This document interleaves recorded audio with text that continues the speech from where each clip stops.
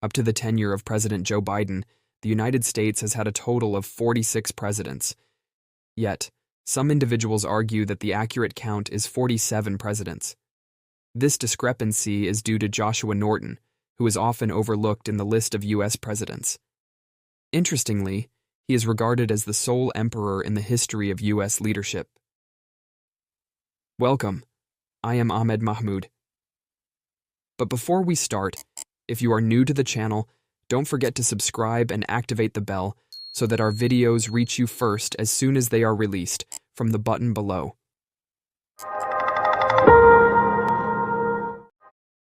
Born in London, England on the 4th of February 1818, Joshua Abraham Norton's life took a turn when his family moved to South Africa just 2 years later.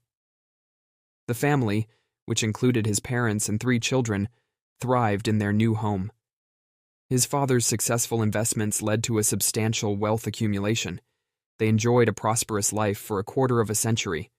However, the year 1846 marked a significant shift in their circumstances.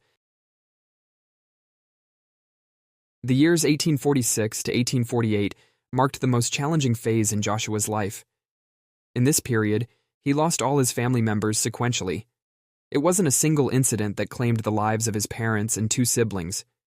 Instead, they passed away one by one, with each death following closely on the heels of the previous one's mourning period.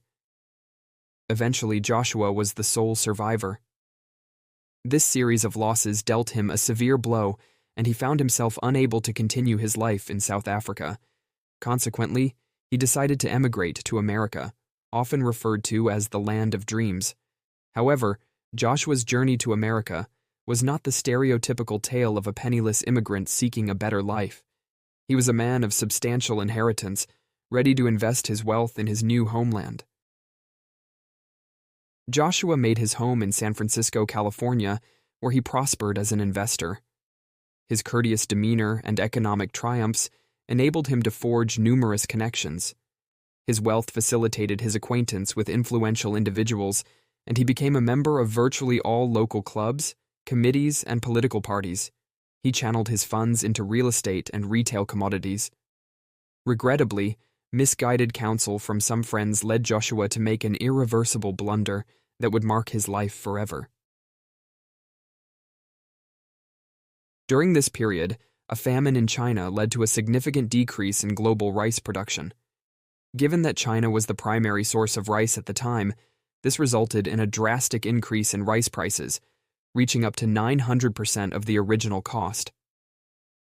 His associates suggested that he invest in the rice trade, as securing a stake in the limited supply of rice entering the country could potentially be a lucrative deal. Joshua invested heavily in this venture, but it turned out to be a grave mistake rather than the deal of a lifetime. Although Joshua was wealthy and had been successful in his investments, he was not the wealthiest, nor did he have expertise in rice or agriculture.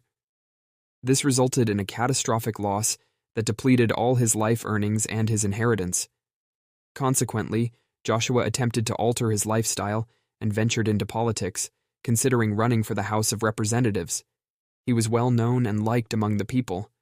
However, unfortunately, gaining a seat in the House of Representatives requires more than just popularity.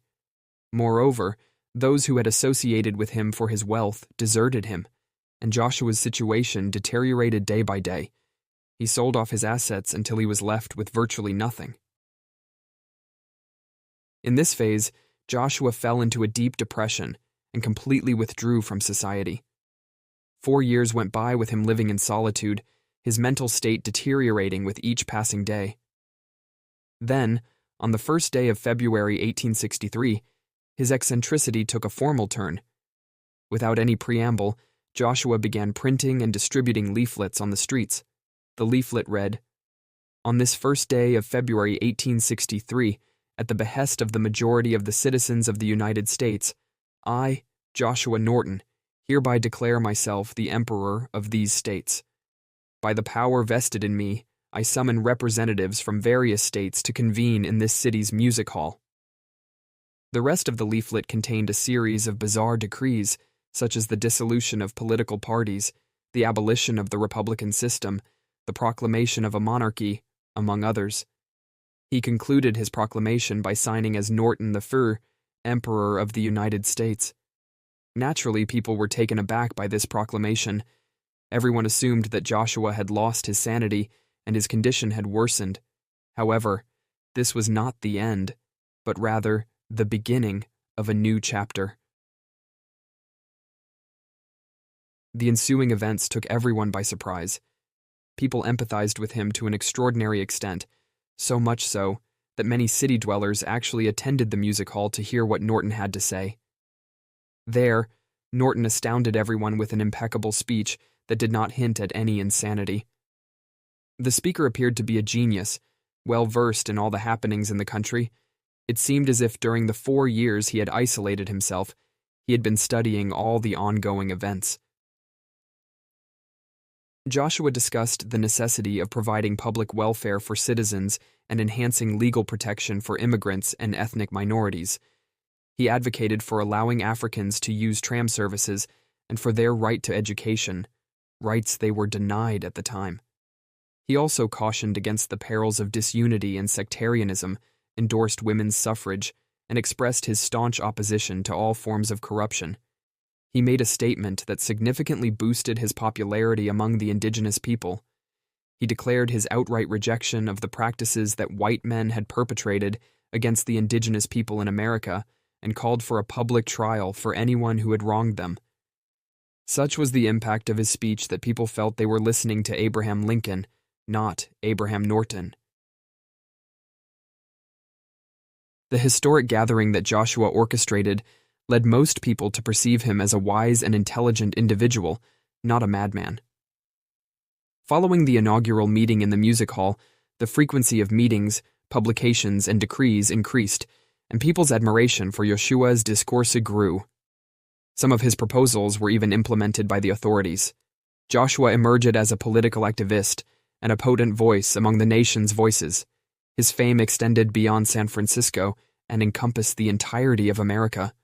Indigenous tribal leaders consistently supported him and sent him letters of endorsement. The king of the Hawaiian Islands, which was not yet a state of America, even sent him an official letter as if he were indeed the Emperor of the United States. When Pedro II, the then president of Brazil, visited America, he insisted on meeting Joshua and convened a meeting with him at the University of Berkeley in California. Joshua evolved into a popular leader, known in his city as the Emperor of Hearts. He was seen as the voice of the people and an effective means to pressure the authorities. Many of the city's services were due to Joshua's initiatives. People had immense faith in him and supported him to the extent that they presented him with imperial attire, medals, a sword, and a peacock feather hat. They even minted $1 in his name, bearing his image. This was not merely a gift, it served as a currency recognized within the city, a form of covert aid to the emperor. This meant that he could use these dollars to purchase whatever he desired, and no one would dare refuse him. Interestingly, this dollar is now a collector's item in some museums, and if someone possesses an original copy of this old dollar, they could sell it for a price ranging from $10,000 to $30,000 US. Thus, Joshua transformed into an uncrowned emperor in his city. Indeed, Joshua was a peaceful individual who harbored love for all. He wielded his popular authority without causing harm to anyone. His daily routine involved donning his imperial attire and taking his 2 dogs out in the morning, followed by a visit to the library for some reading. During the evenings, he would engage in chess games and initiate conversations with the locals. He was officially invited to inaugurate various city events, such as theater performances, operas, and cinema openings. Joshua's journey saw him transition from an investor to a bankrupt individual, then to an emperor, and finally to a tourist attraction. People from all over the states would visit to see the emperor and take photographs with him. There were even shops in the city selling statues of the emperor. This is why Armand Barbier's actions were incredibly foolish. Armand, an enthusiastic young police officer, suddenly decided to arrest the emperor on charges of vagrancy. This incident caused an uproar. Local newspapers began publishing headlines like, "The madmen have caught the only sane person in the country," and all loyal subjects of the king are rising up for him. Within hours, Police Chief Patrick Crowley was officially apologizing to His Majesty the Emperor. The officer who had arrested him received a pardon from the benevolent emperor. From that day forward, he would salute him militarily whenever he saw him. Emperor Norton held the power of a true ruler, at least in San Francisco. The Emperor of Hearts, sadly, departed this world on January 8, 1880. His funeral was a solemn affair, attended by individuals from all walks of life, the wealthy, the socialists, the feudal lords, and the impoverished. The funeral procession extended over 3 kilometers, with everyone accompanying him to his final resting place. His tombstone bore the inscription, Norton I, Emperor of the United States, and the Protector of Mexico. That's it. We're done. Who made it this far? All of you who did, you are the best. Please give us a like before you leave so we can know how many made it to the end. And don't forget, if you have a suggestion for an episode, write it to us in the comments. Most of the cases we are doing now, we take from your comments. By the way, there is a video in the end screen of this video that talks about how the 50 United States were formed. You will also find it inside the channel's playlist. Do check it out. I'm sure you'll find it interesting. See you in the next episodes. Have a good night. Bye.